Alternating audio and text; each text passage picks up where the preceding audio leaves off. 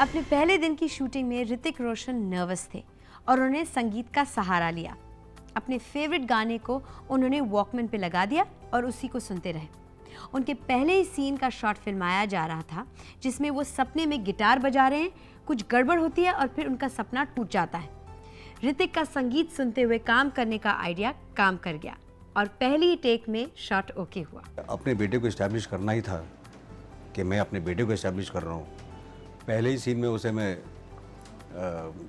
11वीं माला 11th floor से jump करवाता या वो घोड़े पे आता या कुछ किसी को मुक्का मारता या मोटरसाइकिल से जंप मारता।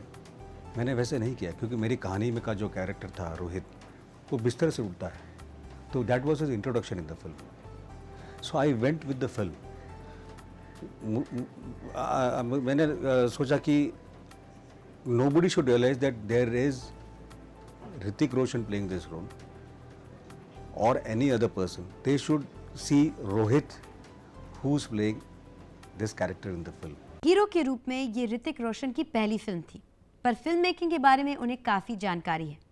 बचपन से ऋतिक अपने पिता के फिल्मों के सेट्स पे जाते थे और अपने पिता की फिल्म भगवान दादा में वो चाइल्ड आर्टिस्ट भी थे। इसके अलावा खेल, किंग अंकल, कारोबार, करण अर्जुन और कोयला, इन सभी फिल्मों में ऋतिक असिस्टेंट डायरेक्टर रह चुके हैं। कॉलेज के दिनों में ऋतिक क्लास बंक करके अपने पिता के सेट्स पे काम करने जाते थे। ज़्यादातर ऋतिक ने कॉलेज के बजाय घर पे पढ़ाई की, लेकिन फिर भी अपने फाइनल एग्जाम में वो अव्वल दर्जे से पास हुए। I worked with my father as an assistant for 6 years before I really faced the camera with him. So in those 6 years, I understood him. I imbibed a lot of his instincts. So there is a lot of silent understanding between me and him. When he puts the camera and he, puts it like that, I know what he wants because I've worked with him so much as an assistant. So there is a very good understanding there. हालांकि ऋतिक रोशन फिल्मी परिवार से आते हैं, अमीषा पटेल का फिल्मों के साथ कोई रिश्ता नहीं था।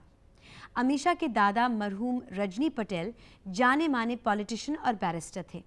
वो मुंबई के प्रदेश कांग्रेस कमेटी के चेयरमैन रह चुके थे। बहुत ही एजुकेटेड फैमिली से आने के नाते अमीषा का ज़्यादातर ध्यान पढ़ाई में था। उन्होंने अमेरिका में इकोनॉमिक्स के विषय में ग्रेजुएशन किया है और वो भी गोल्ड मेडल पाकर। मुझे ना कॉस्ट्यूम का, ना बालों का, ना हेयर मेकअप, कुछ नहीं पता था। मैं सिर्फ जाती थी, like it was a picnic and I to do my work and leave. मुझे कुछ नहीं मालूम था। अब तक भी मैं नहीं जानती कि कैमरा एंगल्स क्या होते हैं, कौन सा मेरा अच्छा एंगल है, कुछ नहीं। I go with the flow. But मैं लकी थी कि मुझे इतने अच्छे डायरेक्टर मिले, मुझे इतना अच्छा कोस्टा मिला। और मैं अभी भी ये मानती हूँ कि ऋतिक तब तो न्यू कमर था नहीं, उसको ज़्यादा नॉलेज थी मेरे से ऑफकोर्स, लेकिन हम लोग ने जो गिर गिर के सीखा है साथ में सीखा है। फिल्म मेकर राकेश रोशन और अमीषा के पिता अमित पटेल एक ही बोर्डिंग स्कूल में पढ़ते थे। कहो ना प्यार है कि कई साल पहले अमीषा को राकेश रोशन ने एक शादी में नाचते हुए देखा था और तभी उन्होंने अपने दोस्त से कहा कि वो एक दिन अमीषा को फिल्मों में लॉन्च करेंगे। इस बात पे अमित पटेल उनसे लड़ भी पड़े थे। जब अमीषा को ये फिल्म ऑफर की गई तब उनके पिता ने उन्हें फिल्मों में आने से रोकने की कई कोशिशें की, लेकिन अमीषा अपने निर्णय पे अटल थी और वो आखिर में मान ही। ऋतिक का सबसे मुश्किल शॉट थाईलैंड के क्रैबी आइलैंड का अंडर वाटर शॉट था। ऋतिक अपना ऑक्सीजन मास्क किसी और डाइवर के साथ शेयर कर रहे थे और उन्हें पानी में 40 फुट अंदर रहना था। समंदर का करंट भी बहुत तेज था और पानी कुछ ज्यादा ही ठंडा था। 3 घंटे तक वो पानी में थे और एक ऐसा वक्त भी आया जब सही शॉट के लिए अपने सांस को रोकते रोकते ऋतिक डूबने लगे। डाइवर ने वक्त पे उन्हें निकालकर उनकी जान बचाई।